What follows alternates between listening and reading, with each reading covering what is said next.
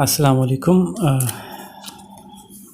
ہم اردو کی کتاب سورج مکھی جو 7ویں جماعت کی کتاب ہے اس کا چیپٹر ہے لیک آف ٹورانٹو۔ اس کی ایکسپلینیشن کے لیے ویڈیو ریکارڈ کر رہے ہیں۔ ایکسپیکٹڈ یہ ہے کہ بچے نے چیپٹر پڑھ لیا ہوگا، اس کے مشکل الفاظ کے معنی نکال لیے ہوں گے، اور اب مشق کرنے کے لیے اس چیپٹر کو ایکسپلین کیا جا رہا ہے۔ تو پڑھتے ہیں جی۔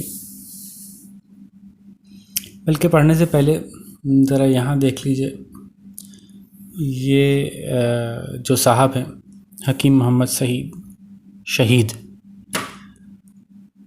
یہ پاکستان کے بہت بڑے لوگوں میں سے ایک صاحب تھے، اور میں چاہوں گا کہ جتنے بھی لوگ یہ چیپٹر پڑھیں اس سے پہلے وہ حکیم محمد سعید کے بارے میں معلومات حاصل کریں، جانیں کہ کون تھے، کتنے بڑے آدمی تھے، اور ہم نے اپنے اتنے بڑے مہربان کے ساتھ کیا کیا۔ بہرحال تو حکیم سعید صاحب ایک بہت بڑے آدمی تھے، اور انہوں نے بچوں کے لیے بھی بہت کام کیا۔ بچوں کا رسالہ نونہال انہی کی زیر سرپرستی نکلتا رہا۔ ہمدرد کا پورا سلسلہ، ہمدرد مکتب، ہمدرد یونیورسٹی، ہمدرد سے متعلق جتنے بھی ادارے ہیں وہ سارے کے سارے حکیم محمد سعید صاحب کی کوششیں۔ روح افزا بہت مشہور شربت جی، ہمارے ملک میں تو بہت زیادہ مشہور ہے، اور انڈیا میں بھی مشہور ہے۔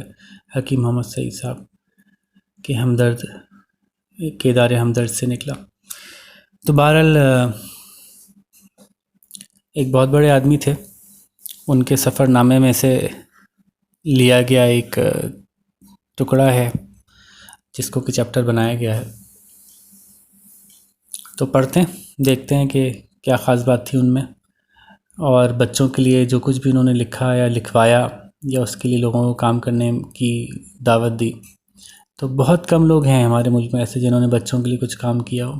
حالانکہ بہت ضروری ہے کہ کام بچوں کے لیے کیا جائے، بلکہ شاید بڑوں کے لیے کام کرنے سے زیادہ ضروری ہے کہ بچوں کے لیے کام کیا جائے، کیونکہ جب کسی پودے کی شروع میں ہی دیکھ بھال ہو جائے تو وہ آگے جا کے ایک بڑا اچھا سا درخت بنتا ہے، لیکن اگر شروع میں ہی پودا آڑا ٹیڑھا نکلے اور پورا درخت بھی بن جائے، اس کے بعد کسی طرح سے اس کو تراش کے اور صحیح کر لینا بہت مشکل ہوتا ہے۔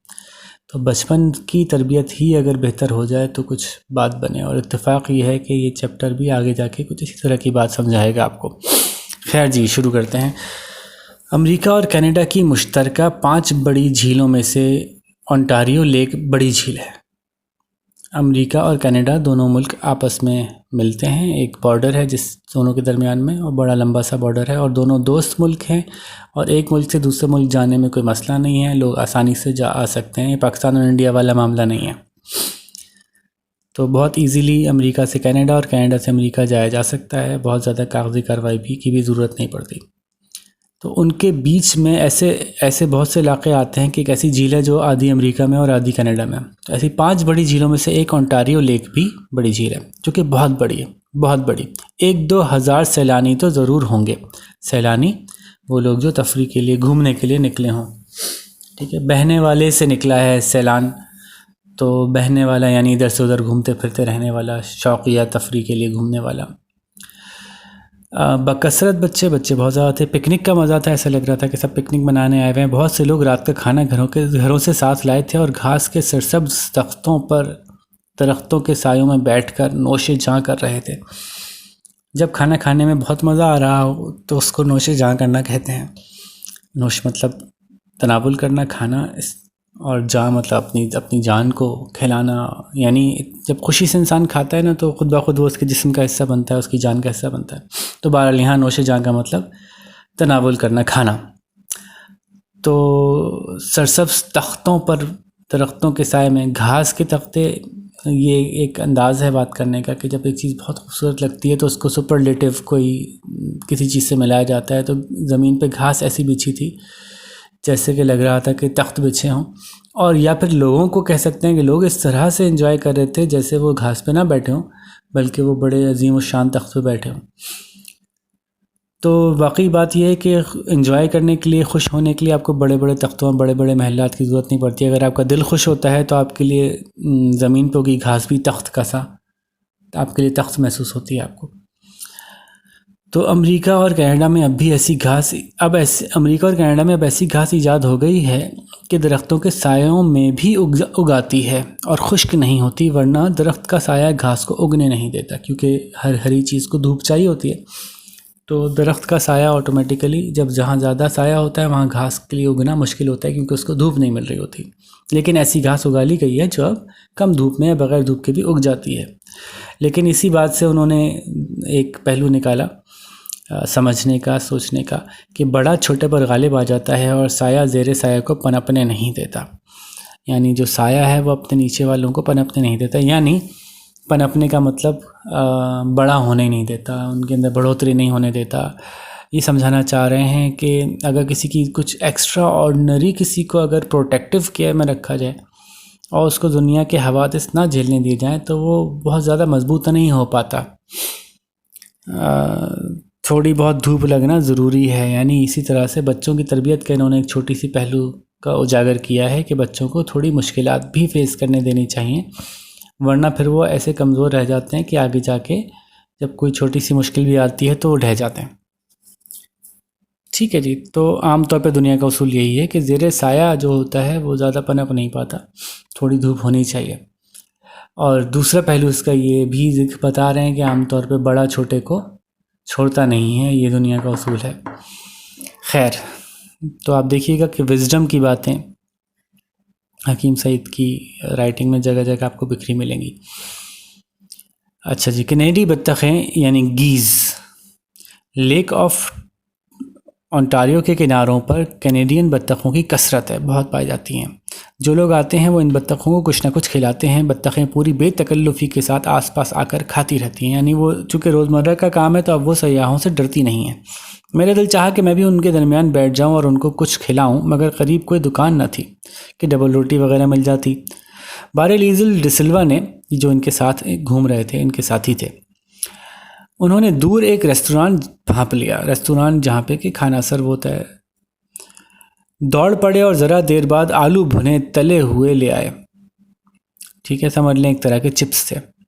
انہوں نے بتایا کہ دکاندار دکان بڑھا چکا تھا. دکان بڑھا چکا ہونا مطلب دکان بند کر چکا تھا. مگر جب اس سے کہا کہ چپس گیز کے لیے چاہیے تو اس نے دوبارہ توا گرم کیا اور آلو سینک دیے، یعنی گرم کر دیے. یعنی چپس فرائی کر دیے، یوں سمجھ لیجئے.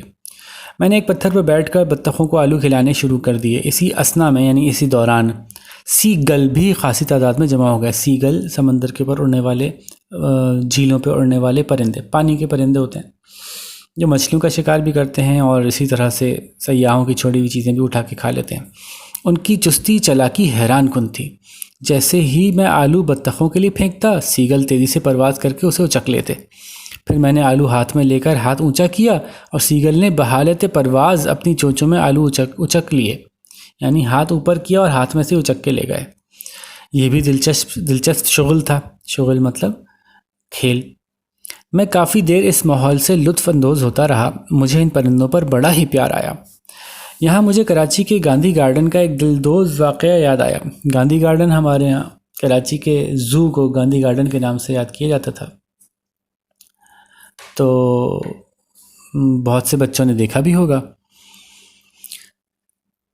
تو یہ اس وقت کا واقعہ بیان کر رہے ہیں جب انہوں نے بھی گاندھی گارڈن کا یعنی زو کا دورہ کر رہے ہوں گے اور انہوں نے دیکھا ہوگا کہ چڑیا گھر میں بعض سیلانی آئے. سیلانی کس کو کہہ رہے ہیں؟ گھومنے پھرنے والوں کو. غلیلیں ان کے ہاتھ میں تھیں. غلیلیں کیا ہوتی ہیں؟ لکڑی کی ایک انسٹرومنٹ ہوتا ہے جس میں کہ ربڑ لگا ہوتا ہے، اس سے نشانہ لے کر پتھر پھینکے جا سکتے ہیں. قیمتی پرندے جو کہ چڑیا گھر کی جان تھے، ان نوجوانوں نے ان کو غلیلوں کا نشانہ بنایا اور مار کر رخصت ہو گئے. یہ واقعہ دلدوز ہے، بڑی ہی دل دکھانے والا واقعہ ہے. قلب کی سختی پر دال ہے. تو یوں سمجھیے کہ یہاں پہ تشدید ہے لام پر. دل کو تکلیف دینے والا ہے. ایسا پتہ چلتا ہے کہ دال کا مطلب دلیل یعنی نشانی. اس بات کی نشانی ہے کہ جنہوں نے ایسا کیا ان کے دل بڑے سخت تھے، ان کو بالکل رحم نہیں آیا. رحم و کرم کی ضد ہے، الٹ ہے اس بات کا، رحم و کرم کی الٹ ہے یہ واقعہ، انسانیت کی تردید ہے۔ انسان میں انسانیت جو پائی جاتی ہے ایسا لگتا ہے کہ ان میں نہیں پائی جا رہی تھی۔ تردید کا مطلب انکار کرنا ہے۔ انسانیت تو مطلب ہی محبت اور رحم، جبکہ انسانیت کی تردید مطلب ظلم اور غصہ اور سختی اور حیوانیت کا عین دار ہے۔ ایسے تو جانور کرتے ہیں، اور شاید جانور بھی نہیں کرتے، بلا وجہ صرف تفریح کے لیے کسی کو مار دینا، یہ تو جانور بھی نہیں کرتے۔ ہمیں اس زوال فکر اور اس اضمحلال اخلاق کے اسباب تلاش کرنے چاہیے۔ ہمیں چاہیے کہ ہم یہ ڈھونڈیں کہ ہمارے یہاں ایسا کیوں ہوتا ہے۔ اور آپ تو جانتے ہی ہیں کہ یہ ایک واقعہ نہیں ہے، ہم سب پاکستان میں رہتے ہیں، ہمیں پتہ ہے کہ ہمارے یہاں ہر جگہ ایسا ہی ہوتا ہے۔ جہاں اچھی چیز ہوتی ہے اس کو خراب کرنے کے لیے لوگ آ جاتے ہیں۔ اگر اچھے نئے قسم کے اسٹریٹ لیمپس لگیں گے تو کوئی نہ کوئی آئے گا پتھر مار کے توڑ دے گا، نہیں توڑے گا تو کوئی دوسرا سیڑھی چڑھ کے اس کو چرا کے لے جائے گا۔ اس طرح کے تو واقعات صبح شام دن رات ہم دیکھتے ہی ہیں۔ کہیں اچھا پارک بنتا ہے تو جی لوگ آ کے اس کی گھاس اکھاڑ دیتے ہیں، اس میں بولیں لے آئیں گے، بولیں لا کے اس کے بلب توڑ دیں گے، تو کبھی کچھ کر دیں گے۔ اپنے بچوں کو ہم یہ نہیں سکھاتے کہ ان چیزوں کو اچھے سے استعمال کیسے کرنا ہے۔ مفت کی چیز کو بہت ہی بے دردی سے استعمال کرنا ہے، یعنی مال مفت اور دل بے رحم جو مشہور ہے مثل۔ تو یہ جو زوال فکر، یعنی ہماری فکر گر گئی ہے، زوال مطلب تنزلی ہونا، نیچے آ جانا۔ پہلے کے مقابلے میں ہماری سوچ بہت گھٹیا ہو گئی ہے، نیچے آ گئی، ہم سوچتے نہیں ہیں۔ اور اضمحلال اخلاق، اضمحلال جو ہے وہ مزمحل سے نکلا ہے، یعنی پژمردگی، افسردگی، کمی، کوتاہی، نیچے آ جانا۔ ہمارے اخلاق بہت نیچے آ گیا ہے، ہمیں اتنی سینس نہیں رہی کہ جو چیز ہم تباہ کر رہے ہیں، جو خراب کر رہے ہیں، وہ ہماری ہی ہے، اور وہ چیز جو ہمارے علاوہ دوسرے بھی استعمال کرتے ہیں، ان چیزوں کا تو ہمیں اور زیادہ خیال رکھنا چاہیے۔ یہ ہم بنیادی اخلاق ہیں۔ تو ہمیں چاہیے کہ ہماری قوم ایسی پہلے تھی نہیں، ایسے ہم نہیں تھے، اب ایسے کیوں ہو گئے، اس کی وجہ تلاش کرنی چاہیے، اسباب یعنی اس کی وجہ تلاش کرنی چاہیے۔ اور ماتم اس کا کرنا چاہیے کہ ہمارے نظام تعلیم و تربیت نے پوری قوم کو دلدوز حوادث کے حوالے کر کے رکھ دیا ہے۔ ہمارا جو تعلیمی نظام ہے وہ کچھ ایسا سا بن گیا ہے کہ اب ہماری پوری قوم صرف اسی طرح کی چیزیں دیکھ رہی ہے۔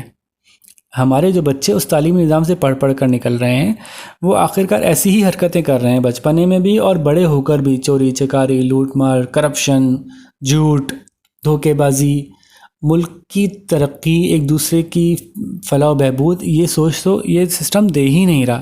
اور اتفاق ہے کہ MSCS میں بھی ہم یہی باتیں کرتے ہیں کہ ایک نیا تعلیمی نظام بنانے کی ضرورت ہے، جس پہ ہم کام بھی کر رہے ہیں۔ تو فرما رہے ہیں کہ تلاش کرنا چاہیے کہ ہم لوگوں کے اخلاق اتنے گر کیوں گئے ہیں، اور اس بات کا ماتم یعنی اس بات کے افسوس کرنا چاہیے کہ ہمارا تعلیمی نظام ایسا کیوں ہو گیا ہے کہ پوری قوم اس طرح کے حوادث، اس طرح کے حادثات، اسی طرح کے دلدوز حادثات ہوتے رہتے ہیں ہمارے ساتھ، اور ہم انہی کے حوالے ہیں۔ ایسا ہی ہوگا اب ہمارے ساتھ۔ تو ہمارا تعلیمی نظام ایسا کیوں ہے کہ ایسے ہی لوگ پیدا کر رہا ہے، اس پہ غور کرنا چاہیے ہے۔ کیوں ایسا ہے، اس پہ تو پورا تھیسس موجود ہے، اور الحمدللہ MSCS پہ اس پہ پوری ریسرچ موجود ہے۔ تو بہرحال پھر کبھی اس بارے میں بات ہوگی، اس چیپٹر کو پہلے نمٹاتے ہیں۔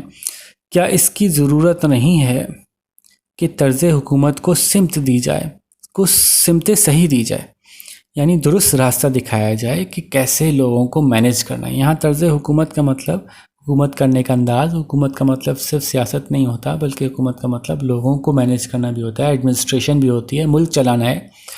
تو ملک چلانے کی ضروری چیزوں میں سے ایک چیز لوگوں کی تربیت بھی ہے، اصول وضع کرنا بھی ہے، ایڈمنسٹریشن بھی ہے، قانون بنانا بھی ہے۔ تو کسی طرح سے ایسے قوانین بنائے جائیں، ایسی چیزوں کو فروغ دیا جائے کہ پورا ملک صحیح سمت میں جانا شروع ہو، اور قوم کی تربیت کا سامان کیا جائے، اور قوم کی تربیت کا انتظام کیا جائے کہ جو اخلاق کی عظمت کا عنوان ہو۔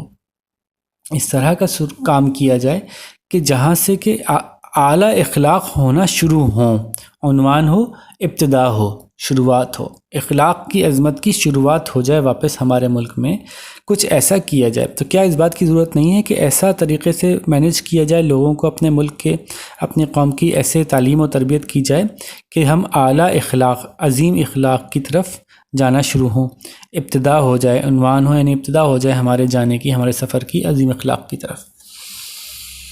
اور عظیم اخلاق جو ہیں وہی انسان کی پہچان ہے کہ کون کتنا بڑا انسان ہے، اس کے اخلاق کو دیکھ کے آپ بتا سکتے ہیں۔ اور اخلاق کی تنزلی اور پستی کو دیکھ کے ہم بتا سکتے ہیں کہ بحیثیت قوم ہم کتنا نیچے آ گئے ہیں۔ شروعات تو ہم نے بہت بلندی سے کی تھی الحمدللہ، لیکن اب اپنی غلطیوں اور کوتاہیوں سے کہاں آ گرے ہیں۔ اور حکیم سعید صاحب فرما رہے ہیں کہ اس کا زیادہ تر ذمہ داری اس وجہ سے ہے کہ ہمارا تعلیمی نظام جو ہے وہ درست نہیں ہے۔ نظام تعلیم اور نظام تربیت دونوں درست نہیں ہیں۔ اسکول میں، مدرسے میں جا کے جو بچہ سیکھ رہا ہے اس میں بھی مسائل ہیں، اور جو گھر میں سکھایا جا رہا ہے وہ بھی بہت سے مسائل پیدا کر رہا ہے۔ تو اس پہ یقیناً بہت غور و خوض کرنے کی ضرورت ہے۔ چیپٹر کی ایکسپلینیشن ختم ہوئی، امید ہے کچھ بات سمجھ آئی ہوگی۔